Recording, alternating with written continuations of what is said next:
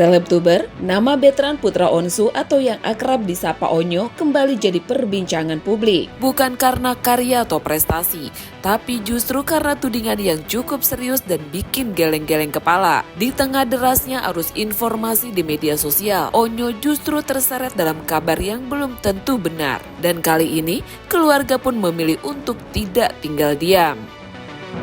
Isu ini bermula dari beredarnya tudingan yang menyebut Onyo melakukan pencurian barang mulai dari parfum hingga uang milik Sarwenda. Kabar tersebut dengan cepat menyebar dan memicu berbagai reaksi dari netizen. Namun tudingan ini langsung dibantah. Onyo sendiri mengaku bingung dan tidak menyangka namanya bisa terseret dalam isu seperti ini. Terusnya gini mana, bahkan kemarin sempat dituduh kalau misalkan aku maling parfum gitu-gitu, aku ambil duit bunda, maksudnya kayak hal-hal gitu tuh yang bohong, hal yang berita bohong, tapi karena emang dari yang penggemarnya bunda ngebela bunda, jadinya itu menganggap itu berita benar gitu. Makanya sorry, aku klarifikasi tentang ini. Kalau misalkan kayak gitu kayaknya aku parfum kayaknya banyak banget deh. Ngapain aku ambil parfum bunda kan? Aku parfum dari ayah banyak. Terus juga hadiah birthday sebelumnya aku masih belum buka. Bahkan parfum-parfumku di mobil juga banyak gitu. Jadi ini kayaknya dari orang belakang gitu. Orang belakang nih yang ngomongin aneh-aneh nih gitu. Yang ngomongin aneh-aneh tentang ke penggemarnya mungkin. Maksudnya bukan bunda ya. Mungkin orang-orang yang kompor-komporin gitu, bikin aku sama bunda jadi berantem. Kalau malingin parfum sama uang, kayaknya aduh guys, buat apa sih? Kalau kayak gitu tuh aku gampang banget, aku tinggal minta sama ayah, terus aku juga tinggal minta sama bunda, dan nggak minta juga sih, karena aku udah kerja juga kan, aku udah kerja, terus juga aku udah punya penghasilan sendiri. Ngapain aku ambilin parfum? Cuma asal parfum doang, aku juga bisa beli parfum. Tapi jadi geram nggak sih Nyo? Halo.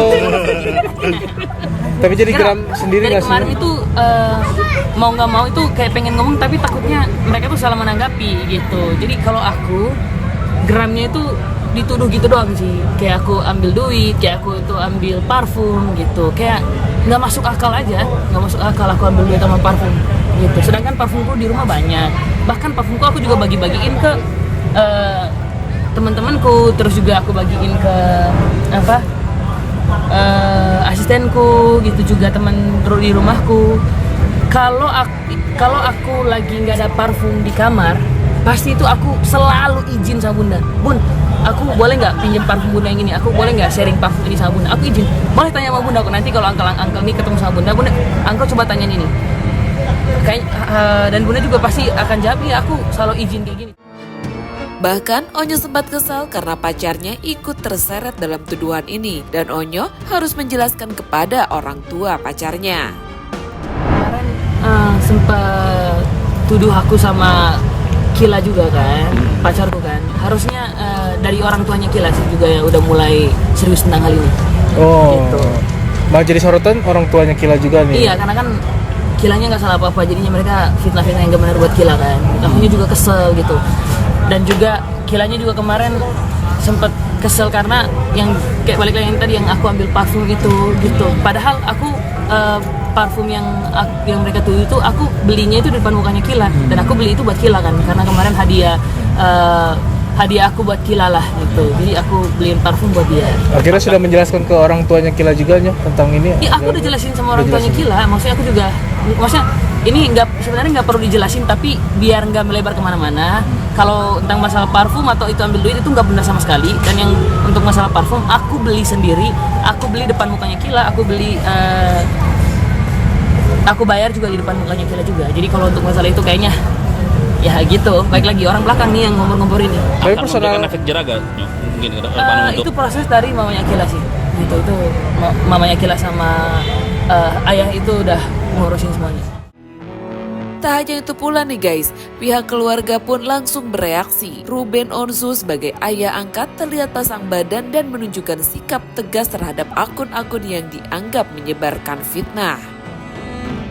Langkah serius pun mulai diambil. Melalui kuasa hukumnya, Minola Sabayang dikabarkan tengah menangani kasus ini dan mempertimbangkan jalur hukum terhadap pihak-pihak yang diduga menyebarkan informasi tidak benar.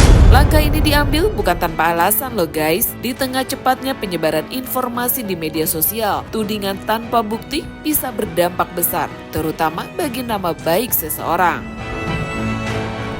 Akhir ini sangat rame di publik ya, yang berkaitan dengan masalah perilakunya si Onyo ini, yang para netizen menyatakan bahwa Onyo ini perilakunya tidak terpuji ya, mencuri ya, pencuri lah gitu ya, yang dicuri itu parfum, yang dicuri uang kan begitu. Jadi sampailah kita kepada pertanyaan itu seperti apa sebenarnya Onyo kan begitu ya.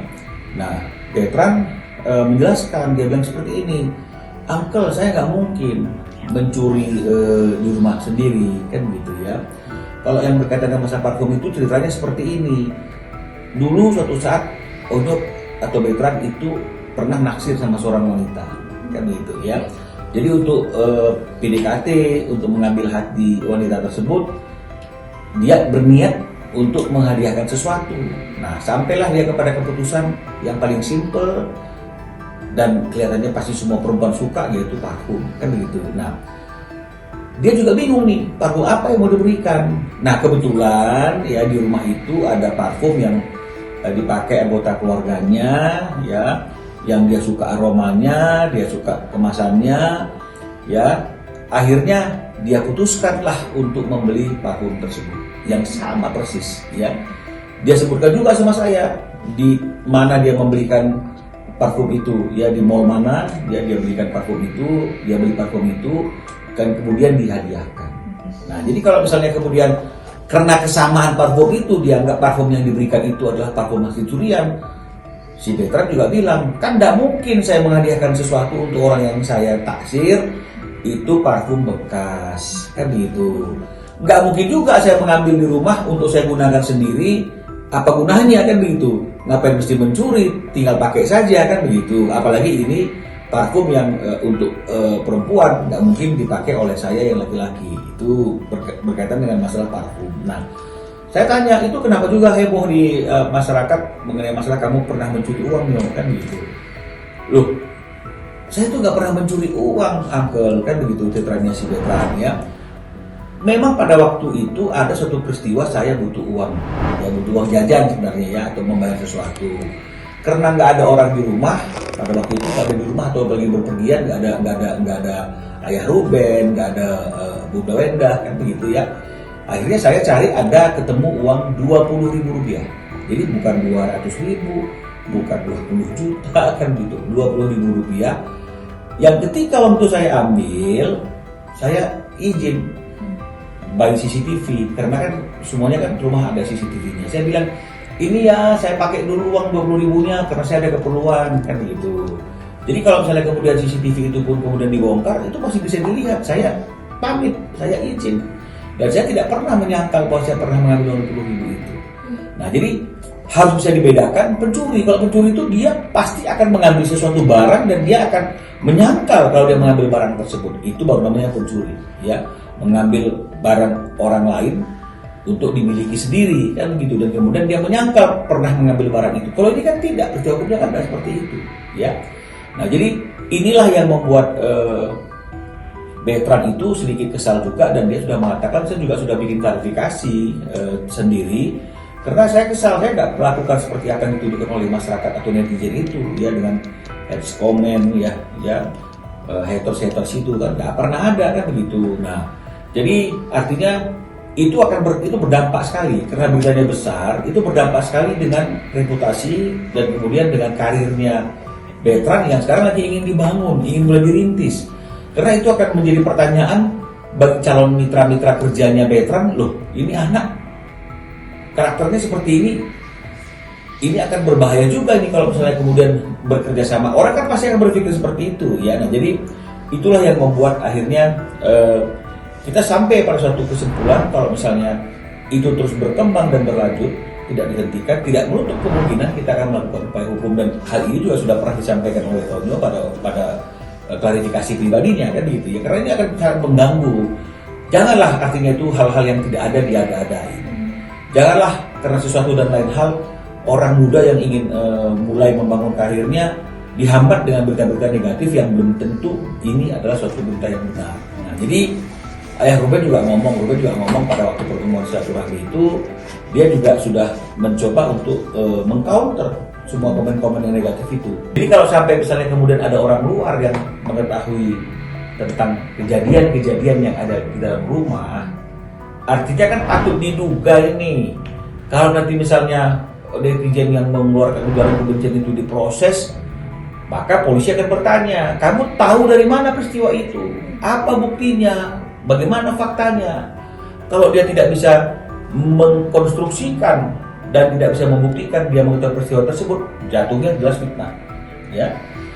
Tapi kalau dia bisa membuktikan bahwa memang ada berita itu, ada peristiwa itu, tentu pasti dia akan menyatakan ada anggota rumah yang mungkin dulu tahu ada kejadian seperti ini. Nah, jadi ini kan pasti akan merembet kemana-mana. Ya, jadi saya mau sampaikan, janganlah kita artinya membangun satu cerita yang berkaitan dengan masalah internal keluarga kita, meskipun kita sudah tidak bersama lagi, misalnya ya, meskipun kita sudah berbeda jalan, tapi janganlah kita suka membicarakan hal-hal yang tidak ada menjadi ada, atau kita mengkreat suatu peristiwa yang sebenarnya nggak ada masalah hukumnya, tidak ada masalah hal-hal yang besar, kemudian kita besar-besarkan. Karena percayalah bahwa orang yang kemudian kita diskreditkan itu juga dia juga pasti akan tahu hal-hal yang mungkin tidak baik dari diri kita karena satu rumah.